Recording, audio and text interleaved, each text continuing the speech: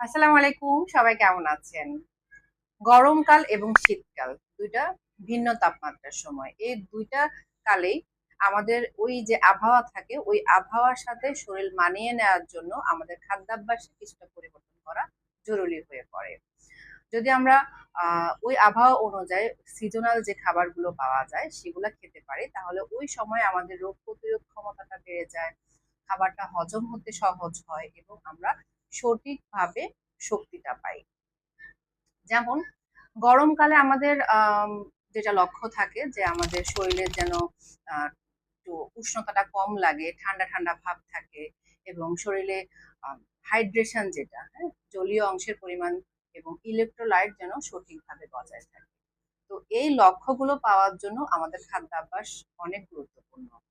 গরমকালে আমাদের খাবারে পানি এবং পানীয় যে বিষয়টা আছে সেটার প্রতি বেশি গুরুত্ব দিতে হবে। পর্যাপ্ত পরিমাণ পানি খেতে হবে, তরল খাবার খেতে হবে। ডাবের পানি হতে পারে, স্যুপ হতে পারে, ভাতের মাড় হতে পারে, বিভিন্ন ফলের শরবত হতে পারে। তারপরে তরল জাতীয় আরো যে খাবারগুলো আছে সেগুলো ইনক্লুড করতে হবে। যে ফলগুলো হচ্ছে যে রসালো এবং শীতল একটা ভাব দিবে, যেমন তরমুজ হতে পারে, কমলা হতে পারে, মালটা হতে পারে, পেঁপে হতে পারে, এগুলো আমরা যোগ করতে পারি। সবজির ক্ষেত্রে রসালো সবজিগুলো আমাদের খাবার তালিকায় যেন থাকে। শাকসবজিও কালারটাও অনেক ইম্পর্টেন্ট। ওই সিজনে যে সবজিগুলো পাওয়া যায় সেগুলো আমাদের খাবার তালিকায় অ্যাড করতে হবে।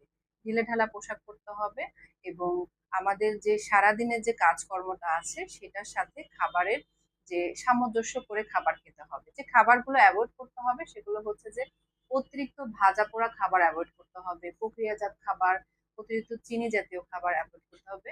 কারণ এই খাবারগুলো আমাদের ওই সময় শরীরে একটা অস্বস্তি তৈরি করবে। ঠিক আছে? আবার শীতকালে কি হয়, আমাদের শীতকালে আমাদের লক্ষ্য থাকে যে আমাদের শরীরটা যেন একটু গরম থাকে, আমাদের যেন রোগ প্রতিরোধ ক্ষমতাটা বেশ ভালো থাকে। এই জন্য শীতকালীন যে সময়টা, ওই সময় যে মৌসুমী যে খাবারগুলো পাওয়া যায়, সেটা ফল হতে পারে, শাকসবজি হতে পারে, সেটা বেশি বেশি খেতে হবে। ভিটামিন সি জাতীয় ফলটা আমাদের প্রতিদিনের খাবার তালিকায় রাখতে হবে, যেন আমাদের রোগ প্রতিরোধ ক্ষমতাটা পর্যাপ্ত থাকে। এবং শীতকালে আরেকটা জিনিস যেটা আমরা করে থাকি, আমাদের বেশি পিপাসা পায় না, যার কারণে কিন্তু আমরা পানি কম খাই।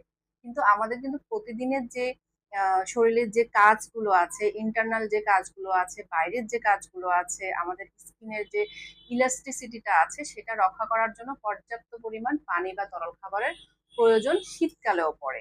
তো শীতকালেও পানির বিষয়টা মাথায় রাখতে হবে, যেন শরীর যেন বেশ ভালো পরিমাণে হাইড্রেট থাকে। শীতকালে প্রোটিনের যে বিষয়টা আছে, প্রোটিন তো অনেক ধরনের আছে, মাছ আছে, মাংস আছে, আমরা হচ্ছে দুধ, ডিম অনেক কিছু থেকেই পাই। তবে চেষ্টা করবেন যে প্রচুর পরিমাণে মাছ খাওয়ার জন্য। মুরগি খেতে পারেন, ভালো ফ্যাট রাখতে পারেন, যেটা শরীরকে আমাদের উষ্ণতা দেবে।